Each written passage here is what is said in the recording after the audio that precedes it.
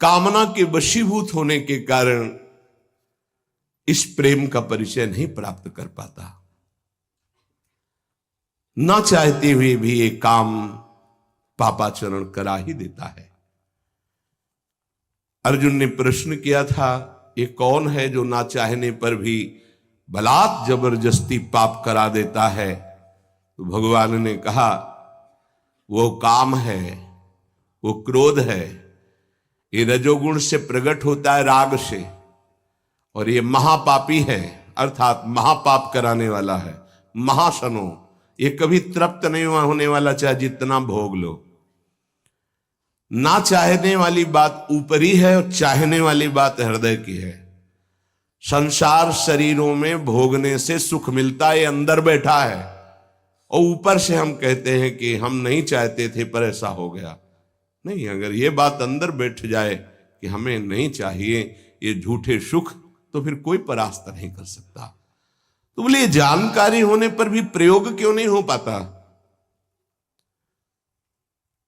वस्तु, व्यक्ति, क्रिया, स्थान, इससे जो हम सुख चाहते हैं उसे काम कहते हैं। किसी शरीर से, किसी वस्तु से, किसी पद से। इस काम में शब्द तो एक है पर इसके दोष अनंत हैं।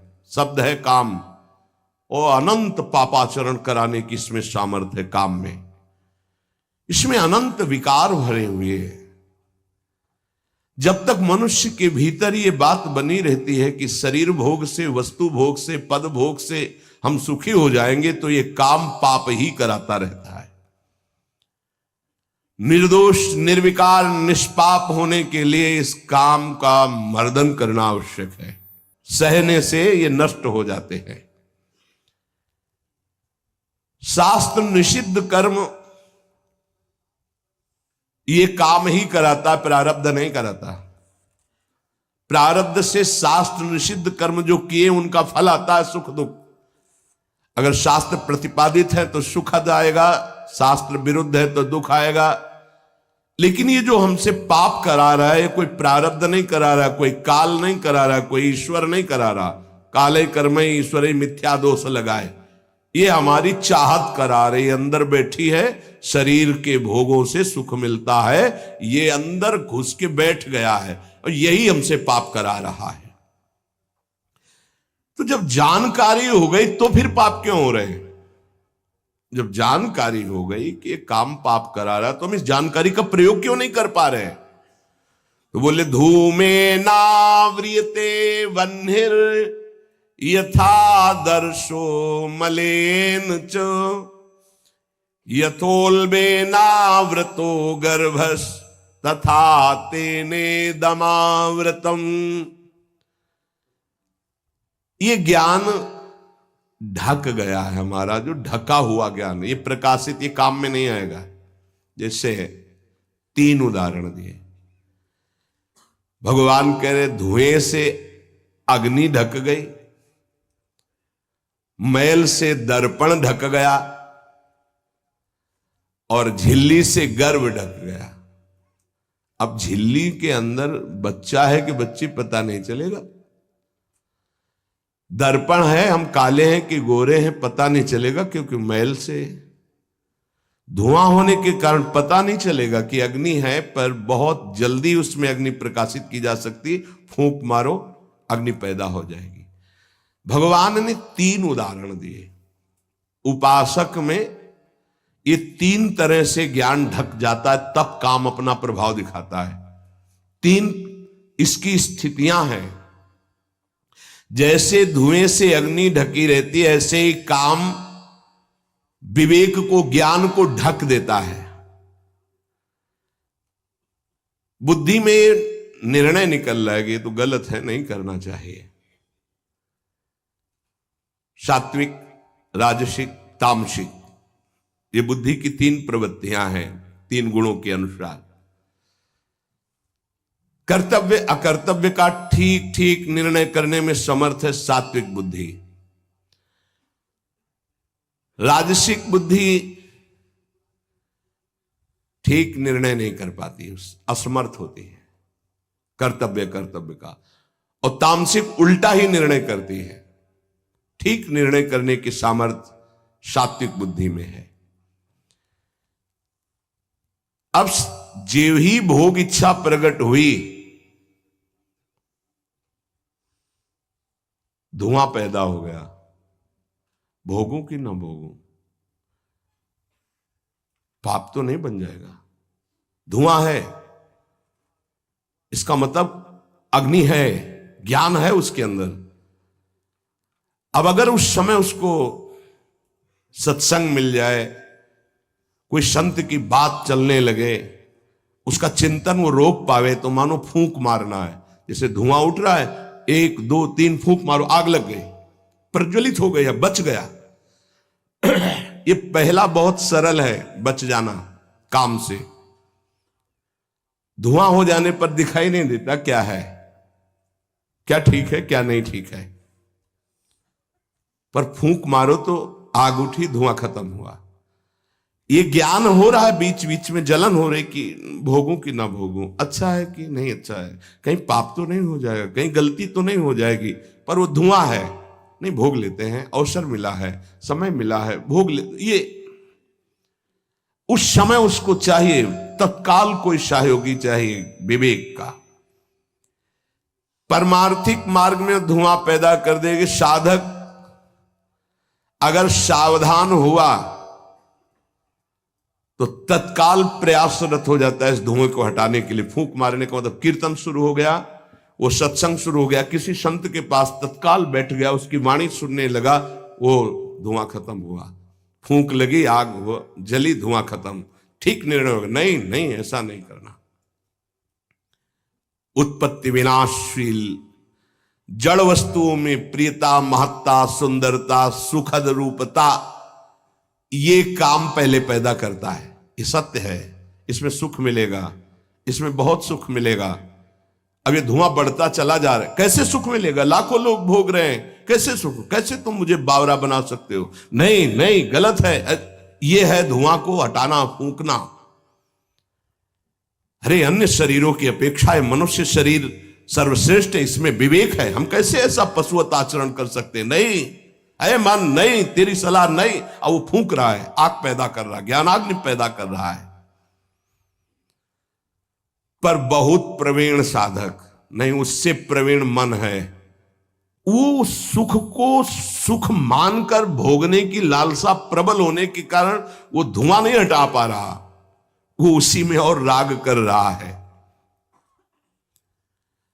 प्रथम अवस्था में हटा लिया तो हटा लिया, नहीं दूसरी अवस्था में बहुत ही भयानक स्थिति हो जाएगी। ये अवस्था बदलने में देर नहीं लगती, कहने में देर लगी। दूसरी अवस्था हो जाती है दर्पण में ढका हुआ मैल। उसमें तो फूंक केवल मारनी थी कि आग प्रज्वलित हो गई, क्योंकि तैयार एकदम ज्ञान है, पर धुआं जैसा ढक गया, काम ने ढक दिया। जब दूसरी स्थिति आई उसी उपासक की कि इसका प्रायश्चित भी तो हो सकता है, अब वो मल लग गया। जैसे दर्पण में गाढ़ा मल पोत दिया जाए तो बिल्कुल दिखाई नहीं देगा कि हमारा रूप कैसा है। अब बिल्कुल विचार शून्य होता चला जा रहा है।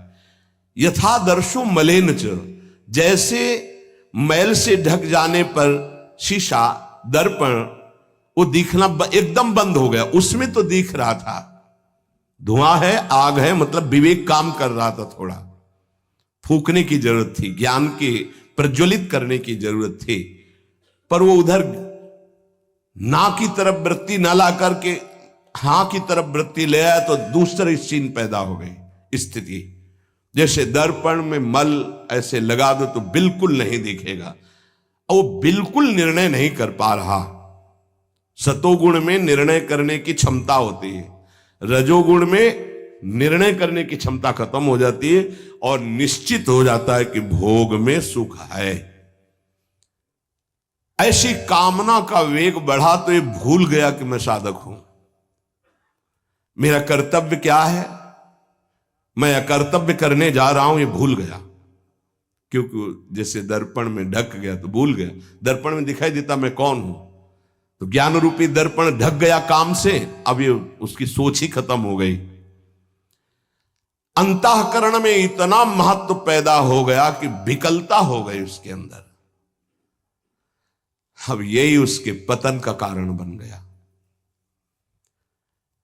इतना महत्व बढ़ गया कि निर्णय करने की क्षमता खत्म हो रही है कि मैं एक साधक हूं, मैं उपासक हूं, पापाचरण नहीं करना चाहिए। ये किसी का भी हो सकता है। पहली दशा बहुत जल्दी हटा जा सकता है, फूंक मारी हट गया, आग पैदा हुई ज्ञान की, नहीं नहीं। दूसरी दशा गुंजाइश है थोड़ी, उसको ऐसे पोंछना पड़ेगा, समय लगेगा, पोंछना पड़ेगा, तब दिखाई नहीं नहीं। तो दूसरे में संभलना रजोगुण, ये ठीक है, ये नहीं ठीक है, क्षमता खत्म हो चुकी। पहले में क्षमता थी, दूसरे में क्षमता खत्म हो गई। तीसरा यथोल बेना व्रतो गर्भा, तीसरा तमोगुण, वो विपरीत ही दिशा की तरफ ले जाएगा। क्षमता की तो बात जाने दो, वो सारी सामर्थ्य विपरीत, जो होगा देखा जाएगा, चलो, वो विपरीत दिशा की तरफ ले जाएगा। दर्पण पर मैल आने से उसको हटाने की गुंजाइश है, यहां तक हटा जा सकता है, दूसरी स्थिति तक, पर दूसरी स्थिति बहुत कठिन है। हटने की स्थिति अब खत्म हो चुकी, लगभग पर हटा जा सकता है, लेकिन तीसरी में तो हटा ही नहीं जा सकता। जैसे झिल्ली से ढके गर्भ का ये पता ही नहीं है कि बच्चा है कि बच्ची है, ऐसे तृतीय अवस्था में ये पता ही नहीं रहता मैं गलत कर रहा हूं या गलत करने जा रहा हूं। विवेक ही काम नहीं करता, वो उसे सुख और अपना जीवन मान लेता है। अगर उस कामना में बाधा पड़ी तो तमोगुण की वृत्ति बढ़ जाती है और क्रोध पैदा हो जाता है। क्रोध जब अपना स्वरूप धारण करता है तो हिंसा पैदा कर देता है, सम्मोह पैदा कर देता है। सम्मोह स्मृति का नाश किया और बुद्धि भ्रष्ट हुई, नष्ट हो गया साधक। ये सर्वनाश करने वाला काम। सम्मोह माने मूढ़ता, घोर मूढ़ता, कुछ निर्णय करने की सामर्थ्य नहीं रह गई। पशुवत, एकदम पशु। अब उसमें जब वाणी खुलेगी तो झूठ, आचरण होंगे तो कपट, व्यवहार होगा तो बेईमानी, कर्म होगा तो अन्याय और पाप, गुस्सा आएगी तो अत्याचार, हिंसा, इसके सिवा और कुछ नहीं। अपना रजिस्टर कभी पढ़ के देखो, अपने रजिस्टर को तो देखोगे नहीं कि अपने जीवन के रजिस्टर में हमने क्या क्या आचरण किए हैं। ये सबको देखना चाहिए। ये बात समझने की है, थोड़ा कड़वाहट जरूर है कि हम सब तत्काल भगवान को दोष देने लगते हैं, लेकिन भगवान चीख चीख के वर्णन कर रहे हैं, ऐसा मत करो इसका परिणाम ये है, ऐसा करो इसका परिणाम ये है। तो जो कह रहे हैं करो वो तो हम कर नहीं रहे, जो कह रहे हैं नहीं करो वो हम कर रहे हैं। तो उसका जब परिणाम आता है तो हम भगवान को कोसते हैं। बंबूल बोओगे तो उसमें दाग छुहारा नहीं लगेंगे, कांटे ही लगेंगे। पापाचरण करोगे तो उसका परिणाम दुख ही आएगा। पुण्य करोगे तो सांसारिक सुख मिलेगा, भजन करोगे तो पाप पुण्य दोनों से ऊपर उठकर भगवदानंद को प्राप्त होगे। कामना में तदाकार ना होने पावे तब तक बचा जा सकता है। जहां तैयारी बनी सुख भोग की और राजी हो आपने दस्तखत कर दिए, अब आपको भगवान ही बचा सकते हैं, दूसरा कोई नहीं। उस समय भगवान ही कोई ऐसी लीला कर दे तो बच सकते हो, अन्यथा नहीं बच सकते। तदाकार होना साधक का सर्वनाश हो जाना है। काम में तदाकार होना। 1 2 4 बार अगर आप ऐसी अवहेलना करेंगे तो आपका साथ देगा आपका हृदय और जलेगा, धिक्कार करेगा, बार बार कहेगा गलत है, कान पकड़ेगा, अब की बात नहीं। आगे बढ़ गए, ज्यादा मलिन हृदय हो गया तो आनंदित हर्षित होने लगेगा, आज ये भोगा कल वो भोगूंगा, और वो पापाचरण में हर्षित होकर आगे बढ़ जाता है। ये बहुत बुरी स्थिति होती है। जब तक साधक का हृदय धिक्कार देता है तब तक तो निकलने के चांस रहते हैं कि गलती को गलती मानता है और बार बार कहता है अब नहीं करूंगा। वो विवश होकर गलती हो रही पर वो कह रहा नहीं करो, ये निकल जाएगा, आज नहीं तो कल निकल जाएगा।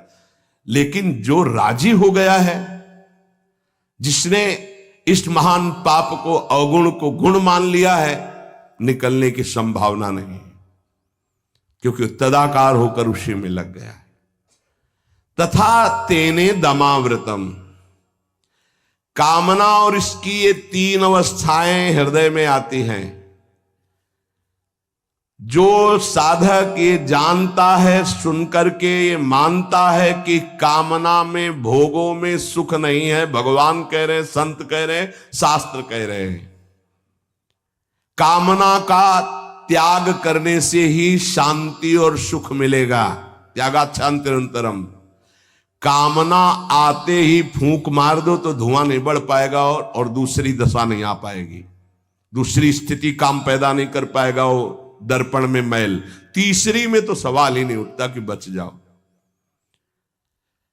परमार्थ का रुचि रखने वाला साधक कामना को पहचानना सीखे और जहां काम अंदर आवे तत्काल उसको नष्ट करना सीखे। नष्ट करने का उपाय है नाम कीर्तन, भगवत गुणवानवाद, सत्संग, श्रवण। किसी संत के समीप तत्काल बैठ जाओ, किसी साधक के समीप, और चर्चा करने लगो, काम की नहीं, भगवत चर्चा। ये भी बताने की जरूरत नहीं कि मेरी स्थिति गड़बड़ है, थोड़ा मुझे, कुछ नहीं, उसकी चर्चा नहीं। अगर ऐसा बोले तो उसकी सत्ता दृढ़ होगी।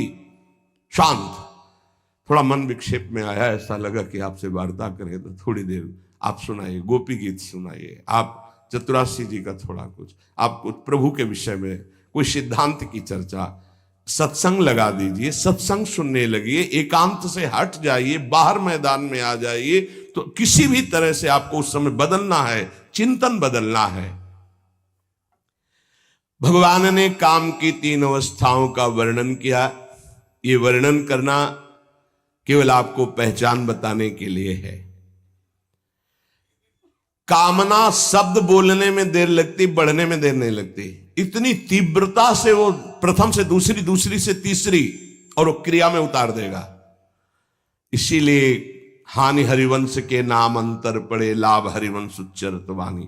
नाम चल रहा है तो विवेक ठीक है, वो बचा लेगा आपको। कामना के बढ़ने में देर नहीं लगती। कामना बढ़ने पर फिर कोई विचार की गुंजाइश नहीं रह जाती, अनर्थ परंपरा चल पड़ती है। पाप, संताप, दुख, कामना, फिर ऐसा कि आप 100 बार कसम खाएंगे फिर वहीं फिसल कर खड़े हो जाएंगे। देख लीजिएगा, 1000 बार प्रतिज्ञा करेंगे, एक नहीं 1000 बार, और काम वहीं रौंद के गिरा देगा पक्का। पहली कदम पर यदि से रोकना सीख गए तो बाहर निकल जाएंगे। और हरि शरणागत है तो निकलना तो पड़ेगा ही, वहां टिकने तो देंगे नहीं। हरि इतने कृपालु है, पक्का जलाकर तुम्हारे हृदय को वहां से भगाएंगे, पक्का भगाएंगे। नहीं नहीं, आज से अब नहीं, ऐसी गलती नहीं करूंगा, ऐसी गलती नहीं करूंगा, हे प्रभु क्षमा कर दो, चलो। और जहां फिर क्षमा हुआ तो फिर वो जब हृदय में उमगन आई तो फिर उधर ही की तरफ भागता है। फिर वो ऐसी दीवाल बनवाते हैं, चुनवाते हैं आसपास कि रास्ता बचेगा तो एक ही, हरि शरणम, दूसरा रास्ता नहीं। इसीलिए भगवान का आश्रय लेकर भक्ति करने वाला उपासक बहुत जल्दी विजय प्राप्त कर पाता है इन विकारों पर, अन्यथा मार के गिरा देते। बहुत बड़े विजयी योद्धा हैं, काम, क्रोध, लोभ, मोह, मद, मत्सर। हरि बचावे। वैसे कहा भी है हरि ने कि मामेवे प्रपद्यन्ते माया में ताम तरन्ति, मेरी शरण में आ जाओ तो बच जाओगे। समस्त दोषों का नाश, समूल काम का नाश, समस्त संबंध विच्छेद, एकमात्र भगवान का आश्रय लेकर भजन करने से हो जाते हैं। घबराना नहीं। प्रार्थना है अपनी तरफ से, 1000 बार फिसल जाए तो 1001 बार भी हिम्मत रखें, पड़े ना रहें। आखिरी श्वास तक हम बाजी जीतने की कोशिश करेंगे, क्योंकि ये खिलाड़ी किसी और के नहीं, हरि के ही हैं। ये काम, क्रोध, लोभ, मोह, मद, मत्सर, ये किसी और की सामर्थ्य से सामर्थ्यवान नहीं, मेरे स्वामी की ही सामर्थ्य से सामर्थ्यवान है। जिस दिन हमारा अहम धूल धूसरित हो जाएगा तो 1000 के बाद भी हम उन पर विजय प्राप्त कर लेंगे।